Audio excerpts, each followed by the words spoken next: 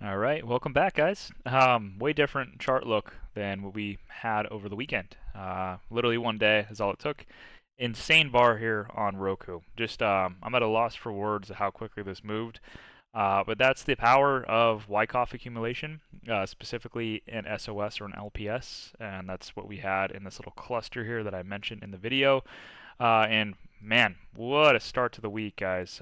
Couldn't be happier with this trade. Really, like I said, stemmed from that pullback, or essentially the break through 68, right, to kind of breach this gap here. Obviously, the absorption of the 78.61 is still to be determined, but that sell-off and pullback down into 68 to retest. Obviously, I think the second accumulation from this more recent range occurred here on the week of 10/28 from that earnings report. And really, we've kind of given my exact thoughts. Just pushed up to 78.61. It absorbed it again, pulled back, held 68 as support, and had a really, really good buyer once again step in on this weekly bar from 11.18. I'll go to the daily for that one. But yeah, strong weekly bar here. I wouldn't say strong necessarily, but not necessarily weak. That it didn't align or give any indication that it was going to sell further. This held as support. Following week, which was obviously the holiday week for Thanksgiving, I could always imagine it's going to be low volume, typically low spread, but it did close in a hammer and gave us that nice close on the final day above 68.03. And I think sellers just either kind of backed off and finally said we've had enough, or inventory was fully collected on the bull side and the markup phase is now beginning. Either way, this trade is pretty much in cruise control. The March contracts went absolutely bonkers today. You guys should have known I've had a pretty decent sized position on this one. I made about 7 to 8K on this today, down to about a handful of contracts now, and it's okay. My whole goal was really just to trade this on momentum back up to 78. I was going to get out either half or 3/4 around 78. A little bit shy of it, so it's okay. Not going to concern myself too much, but I did make sure to put some emphasis on the fact that we should be holding, some size up to 91, because I do think this could still happen.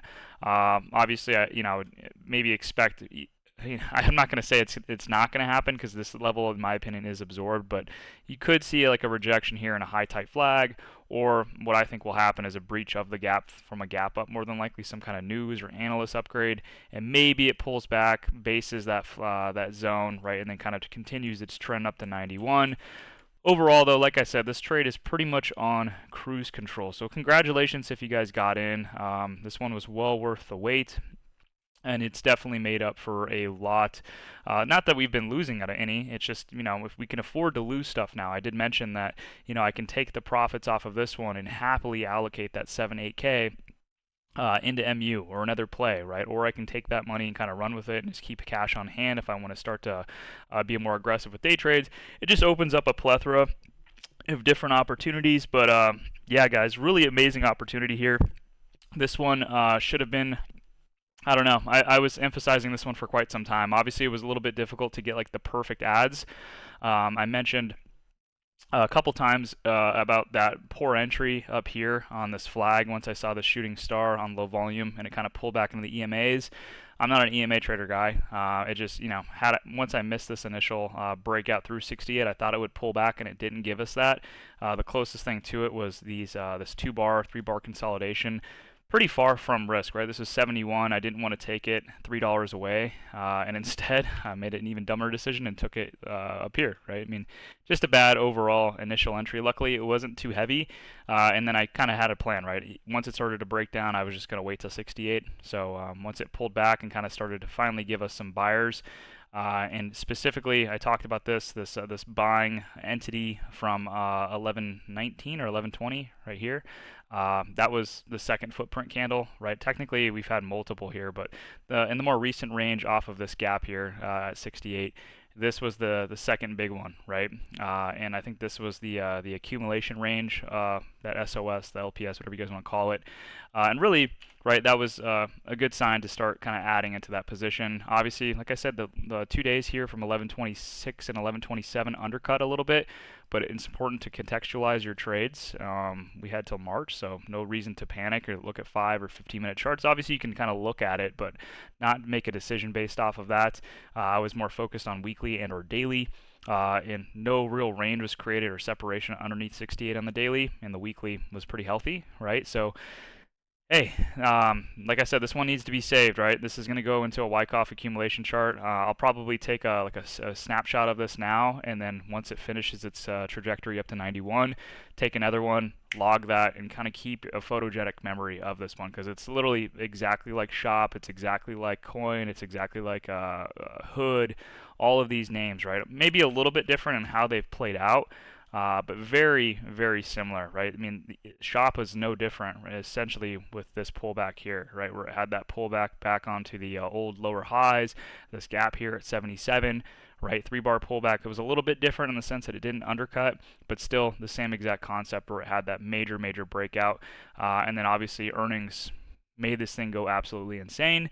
Still wish I would have held this a little bit longer than 83. I should have seen this out to 91, and I would have been part of an even bigger squeeze. But this is also a part of the vault. So many different things that you guys can pull from that have come specifically from ARKK that need to be added to some kind of like folder, guys. You guys have to be making folders, I promise you. You're not going to memorize all of these, and it's important to have like a playbook or a handbook that you can kind of go back to and visually remember these. If you're not photographic, I have a photographic memory so I can remember these off the top of my head, but if you guys aren't like that, I recommend getting a folder. Even if you are photographic memory or do have a photographic memory, get a folder so you can always constantly go back to these, because they don't always look exactly the same, but they do rhyme, and the footprints that you'll see on these charts matched with structure, obviously the volume, right, they're all rhyming, right? So it's important to know what to look for in the signs, and kind of knowing the best entries or optimal entries for these sort of specific charts. But congratulations once again. Just wanted to jump on here, kind of talk about this one, because this was a massive win. Still got some room to go on this one. I mean, no other real way to talk about this. This was also kind of like our 3 lower low kind of trade. I know some people would look at this as like a wedge, but I would say this was kind of like our 3, maybe even 4 lower low accumulation that really stemmed from back here. Remember, it also tied in, I'm pretty sure it tied into a gap. Trading view might be a little bit better. Yeah, it was back here, remember guys, so like way back here. That's kind of where it started, this range that it initially built off of this blue line, and then it dug a little bit deeper with the 3 lower low. That's where that kind of came from. I thought it was a 4, but yeah, it started once these started to make these lows here. And I'm pretty sure on the monthly it would look a little bit cleaner if I zoom in. Yeah, and you can clearly see kind of like your shooting, or not your shooting star, your inverted hammer here. You can clearly see hammer, right? And then you started to see the absorption wicks that occurred on this as well. So a lot of buying, a lot of closes near that 59.7, which was that gap. And that's really where it started, right? These like 3 months, I would say right here is what stemmed that initial uptrend. And then we were able to pick up kind of the leftovers where new money was getting in, or maybe the old money that was here that have taken profits were re-entering. But the monthly chart's huge, the weekly chart's huge, obviously tying that into the daily. And once again, take a screenshot of this one, because you don't see this that often. This is like Tesla-esque. Honestly, you don't really see this in names other than Tesla, or like, I don't even know if NVIDIA's done something like this, but leader overall in ARKK today. I'd assume this gaps up and just continues to see momentum. Maybe, like I said, guys, if we can get like a breach of that gap and we get some kind of lucky pullback and it holds or chops here, I think there's another opportunity to roll, right, and use some of those profits to get in again and look for 91. But until then, right, like I said, this is on cruise control. Once again, congratulations, guys, because this was a lot of, I wouldn't say sweat and tears, but, you know, just a lot of patience rewarded very, very quickly, and that doesn't usually happen like this one. So once again, congrats. Intel was not the greatest one today. It's a little unfortunate. I was up 25% today on that move up, right? We obviously opened here. Let me zoom in again.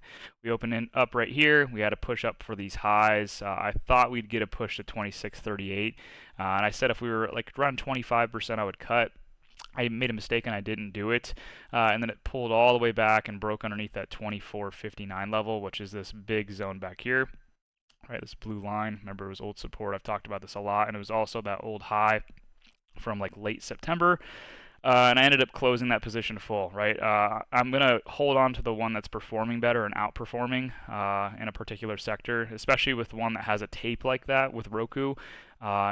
premiums are moving really well, and I was going to let the winners on that go versus this, right, where it's kind of failing and breaking back down. And that's not to say this chart might not work, but I can always just look for a new ad, right? Or maybe if it reclaims 24.59, I can get back into this one.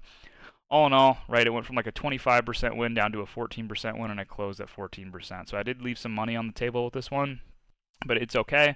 Like I said, Roku, really good day there. And yeah, that's pretty much it. I don't know if I want to kind of go over a scan. I want to keep this pretty educational, just straight to the point. But oh yeah, BA was another one. I kind of regretted taking profits today. You guys know, right? The entry through this footprint candle here at 147.58.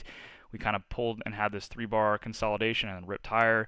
I actually closed as it made a new high through 157.52. I left a little bit of money on the table with that one, but I made about I think it was like 2,700, 3K on that one with 4 contracts. These moved really well. Obviously put in kind of, I would say, a bearish reversal candle. I would like to see this get a higher low, and maybe there's another ad that's potentially on this for, I would say, the foreseeable future. I don't know if I want to go in the same contracts. Those were pretty expensive, but I might keep my eyes on this one. But this was another great one, right? I mean, you guys got to realize the power of the footprint candle, the power of understanding where big buyers are in, and how you can get on trend with them, and kind of where they're targeting, and using their positions, right, wherever they're adding, and kind of using that to your benefit, especially when it applies with structure. Yeah, and making sure you get time. It's really important, but it's a really great system. I've shown it now on multiple trades. I'm not going to go through all of them, but just in recent times, some of these have given some really quality entries on very low risk. But it's about, once again, about being patient. So I do kind of regret this one, letting it go just a little bit, or cutting it a little bit early. I could have gotten like an extra 2 or 3 points on that one, but it is what it is. It's all good. And that's really it, guys. 10 minutes, nothing, or 12 minutes now. Should take you guys pretty quick to get through this one. Once again, congrats. Last one that's pretty much on the menu, right, would be Roku above that level if we can get blessed with a break in base or some kind of pullback through that gap. Maybe Intel, I don't know, that one's not behaving as much as I would like. But MU is probably the last one, guys. MU, that's the big kahuna. I'll obviously keep my eyes open for some other charts. Maybe we can get a Tesla pullback. Whatever ends up happening, I'm sure I'll have some other stuff on the platter. But MU is probably the last big one. And just cruise control on Roku for now. So appreciate you guys.